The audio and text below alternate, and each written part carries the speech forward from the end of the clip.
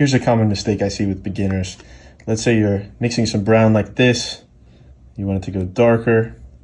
So you add in this black. They will just add in a tiny, tiny amount, just like this.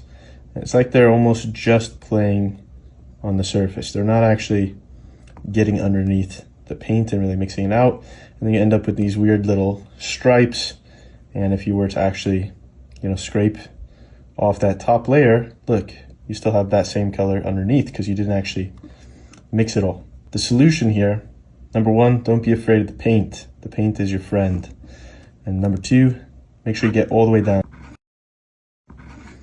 Notice how I'm scraping all the way to the bottom of the paint. Look how I can pick it all up and I can totally clear off the surface, and then I can mix it all out. So that way I make sure I actually blend everything together, get a nice even mixture, and I can do this as many times as I need. So I can keep going, and even if I'm looking for a gradient, even if I'm looking for a change, I can do the same thing and just add in a separate value up here. Maybe I want one in between these two. I can add that right here in the middle, and look at how I'm scraping it all off the surface, so that way I'm not left with a booby trap underneath.